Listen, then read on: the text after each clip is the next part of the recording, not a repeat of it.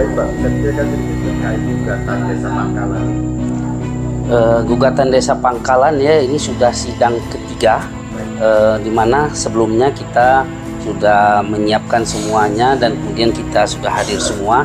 Hanya camat yang belum hadir waktu itu, maka kita ditunda pada tanggal 16. Nah kebetulan di tanggal 16 karena di Pengadilan Negeri Lubuk Linggau lagi ada kunjungan dari Mahkamah Agung, maka sidang tidak panjang, sidang kita dibuka, namun hanya untuk menunda.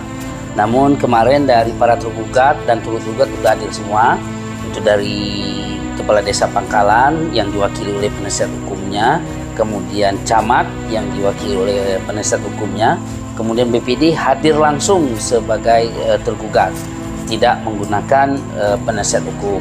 Nah dari kita kemarin kita sudah siap segala sesuatunya, kemudian kita siap menghadapkan mediasi, karena pada intinya kita sebagai masyarakat, mewakili masyarakat Desa Pangkalan, kita hanya meminta pengakuan dari kepala desa bahwa dia telah hilaf dan lain sebagainya terkait dengan uang plasma tersebut yang digunakan tidak tepat guna dan kemudian tidak tepat sasaran sehingga merugikan masyarakat.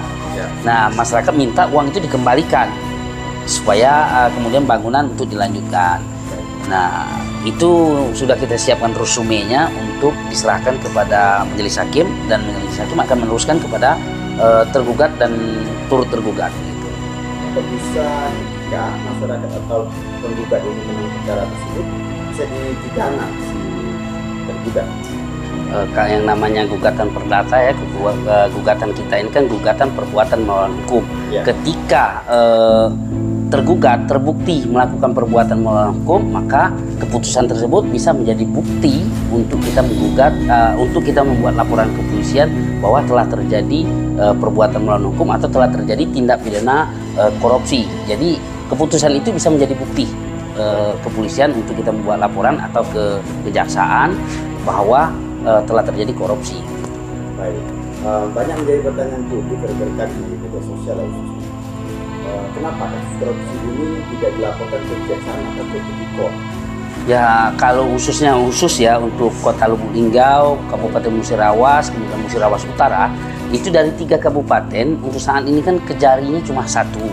Ya, jadi banyak perkara laporan-laporan itu tertumpuk di kejaksaan. Kemudian kita sebagai sahabat kejaksaan, kita membantu mereka. Kemudian karena kalau mereka melakukan lidik dan segala macam, keterbatas waktu dan tempat, dan perkara yang mereka tangani itu rata-rata 1 miliar ke atas. Jadi sementara ini kan gugatan kita cuma 600 juta. Nah, jadi kita coba bantu mereka dengan gugatan ke pengadilan. Jadi berdasarkan bukti itu nanti kita serahkan kepada kejaksaan bahwa telah terjadi tindak pidana korupsi, dan kuat buktinya tinggal pihak kejaksaan melengkap saksi dan untuk melanjutkan ke penuntutan. Baik, itu cukup apa pernah dilaporkan kasus dari Pangkalan maupun pendatangan ke pos?